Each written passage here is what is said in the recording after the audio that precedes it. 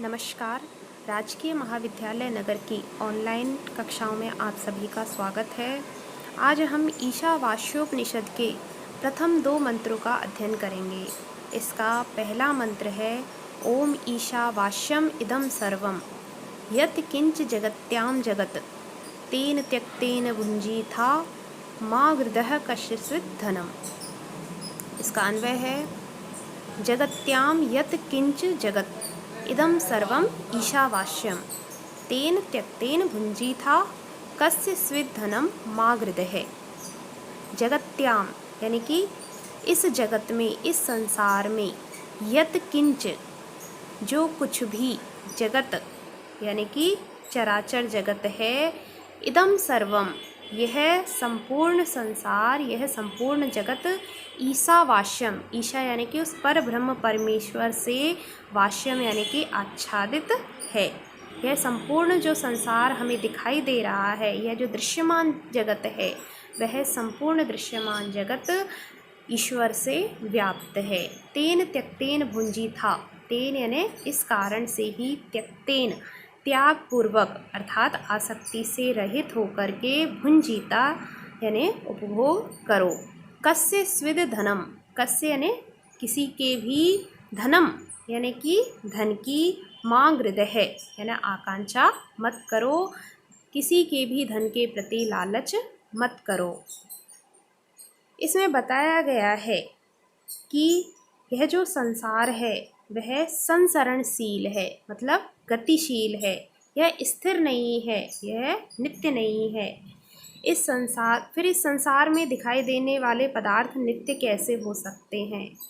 हम जो कुछ भी अपने आँखों से देख रहे हैं वह सब नश्वर है, और जब इस नश्वर पदार्थों के प्रति मनुष्य आसक्ति रखता है तो वही सबसे बड़ा दुख का कारण होता है, सुख का नहीं।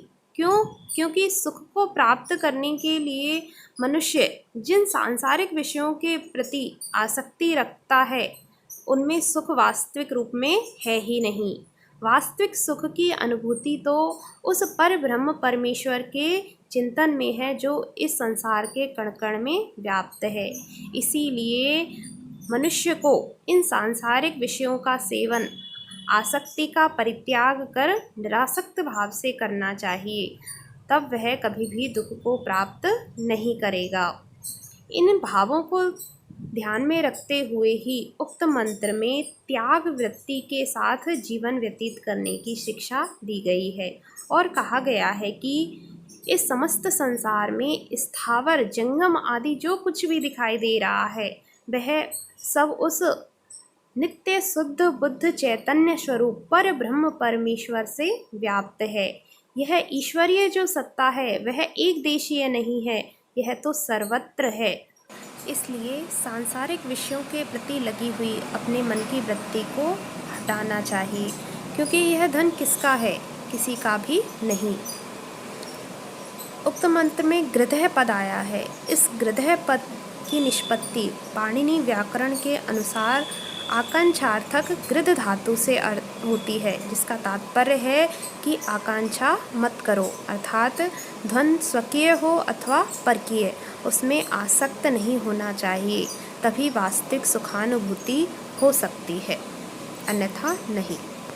तो सर्वत्र भगवत दृष्टि तथा त्याग वृत्ति का उपदेश देने वाला यह ईशावास्योपनिषद का प्रथम मंत्र था। अब हम ईशावास्योपनिषद के द्वितीय मंत्र के बारे में जानेंगे। इसका दूसरा मंत्र है कुर्वन्नेवेह कर्माणि जिजीविषेत् क्षतं समः एवं त्वयि नान्यथेतोऽस्ति न कर्म लिप्यते नरे। इसका अन्वय है इह कर्माणि कुर्वन् एव शतं समा जिजीविषेत् एवं नरे त्वयि इत अन्यथा न अस्ति यथा कर्म न लिप्यते।